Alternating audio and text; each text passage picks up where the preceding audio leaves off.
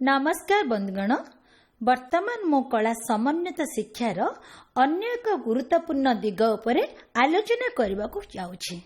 कला अभिज्ञता को किपरि मूल्यांकन एक साधनी रूपे व्यवहार करा जाए ताहा आमे बहुत भल भाव बुझी सारिछे। शिक्षा विज्ञान और कला समन्वित शिक्षण पिला को गोटे प्रक्रिया अन्य एक प्रक्रिया को विकसित करिबारे सक्षम करिथाए एवं यह असंख्य सृजनशील प्रयोग पई पथ प्रदर्शक होइथाए।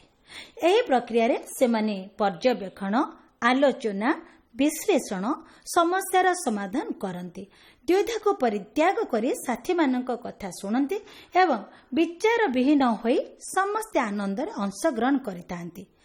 प्रत्येक शिशुर एक अंतर्निहित गुण अछि। आमे समस्ते जानू शिक्षार्थी माने किछि ना किछि पूर्वज्ञान सह विद्यालय को आसीथांती, जहा से माने निजर परिवार, समाज, जे स्थान रे रुहंती, परंपरा इत्यादि आहरण करिथांती।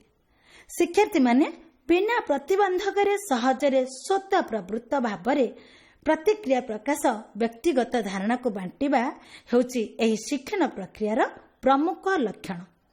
एपरि समस्त भिन्न गुणर प्रदर्शन शिक्षक और आम पाई मान निर्धारण पॉइंट अटे।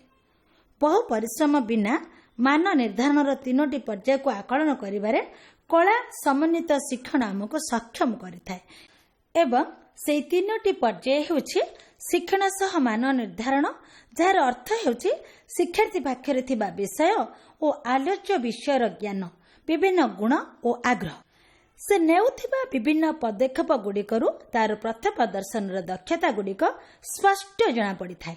मान निर्धारण पाई ए सूचक गुड़िक अत्यंत गुरुत्वपूर्ण अटे एवं शिक्षक शिक्षण अभिज्ञता आधार रे योजना प्रस्तुत करिथांती, जहा शिक्षण कार्यकलाप आधारित होइथाए।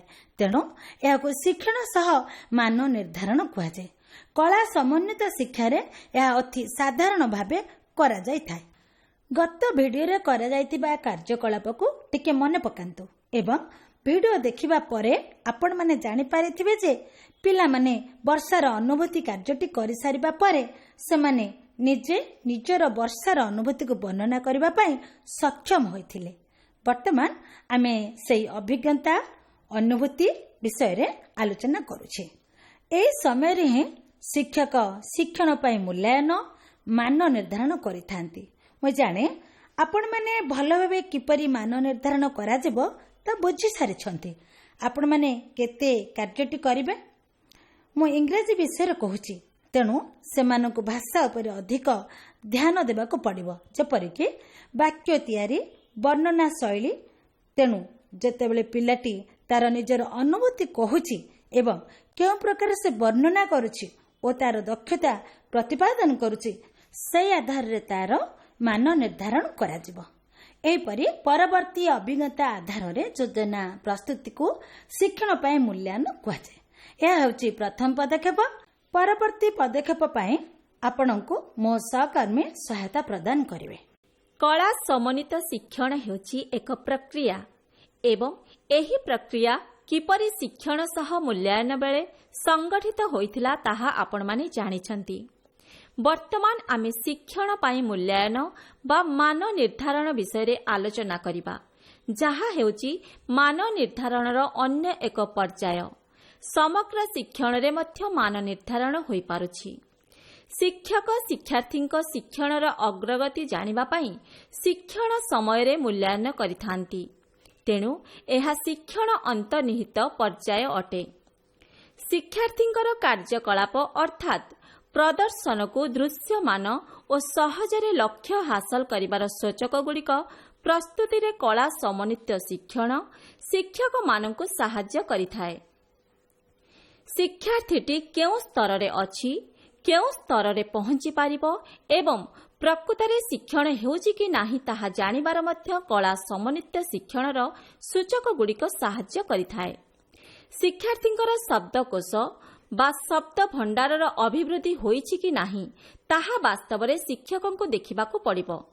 धरा जाऊ आमे मनसून उदाहरणटे नेबा, जेउथिरे आमे कला समन्वित शिक्षण आधार रे अनुभूति भित्तिक शिक्षणर एक कार्यकलाप बा शिक्षण कार्य करिछे।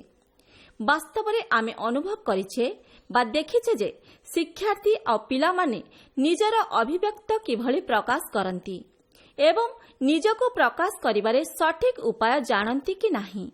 ଯେକୌଣସି ରୂପରେ ବର୍ଷାକୁ ସେମାନେ କିପରି ଅନୁଭବ କଲେ ତାହା ପ୍ରକାଶ କରିବେ। ଏହା ଯେ କୌଣସି କାର୍ଯ୍ୟକଳାପ ମାଧ୍ୟମରେ ହୋଇପାରେ। ସେମାନେ କିଛି ଲେଖିଲେ ତାହା ସାହିତ୍ୟିକ କଳା, କିଛି କାର୍ଯ୍ୟ କଲେ ତାହା ପ୍ରଦର୍ଶିତ କଳା ହୋଇପାରେ। ତେବେ ଧାରଣାର ବୋଧଗମ୍ୟତା ହେଉଛି କି ନାହିଁ ତାହା ପିଲାଟିର ଅଗ୍ରଗତିରୁ ଜଣାପଡ଼ିଥାଏ। ତେଣୁ ଏଥିପାଇଁ ପ୍ରଗତି ଏବଂ ପରବର୍ତ୍ତୀ ସ୍ତର ଶିକ୍ଷଣର ମୂଲ୍ୟାୟନର ହୋଇଥାଏ।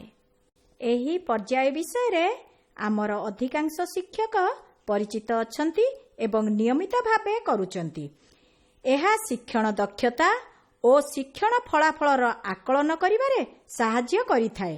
ଶିକ୍ଷଣର ବିଭିନ୍ନ ଦିଗଗୁଡ଼ିକର ମୂଲ୍ୟାୟନ ପାଇଁ କଳା ସମନ୍ୱିତ ଶିକ୍ଷଣ ଏକାଧିକ ସାଧନୀ ଯୋଗାଇଥାଏ।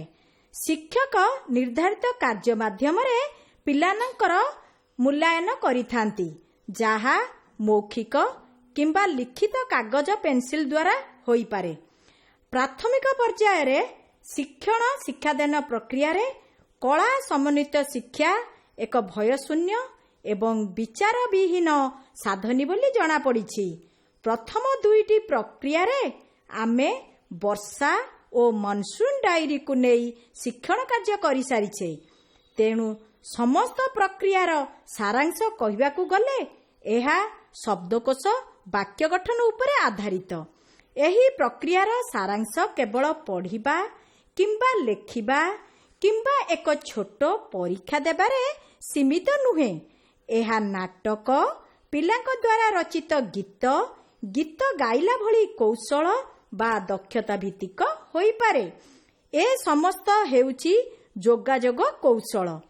ବଳିଷ୍ଠ ଅଭିବ୍ୟକ୍ତି, ଶବ୍ଦକୋଷ, ଭାଷାର ଯଥାର୍ଥ ପଢ଼ିବା ବା ଗଠନ କରିବା ହେଉଛି କଳା ସମନ୍ୱିତ ଶିକ୍ଷା। କଳା ସମନ୍ୱିତ ଶିକ୍ଷଣ ମୁଖ୍ୟ ଉଦ୍ଦେଶ୍ୟ ହେଉଛି ସୂଚକ ପ୍ରକୃତ ଶିକ୍ଷଣ, ଭୟଶୂନ୍ୟ ଶିକ୍ଷଣ ଏବଂ ଶିକ୍ଷଣ ଶିକ୍ଷାଦାନ ପ୍ରକ୍ରିୟାର ଏକ ଆନନ୍ଦଦାୟକ ଦିଗ। ଧନ୍ୟବାଦ।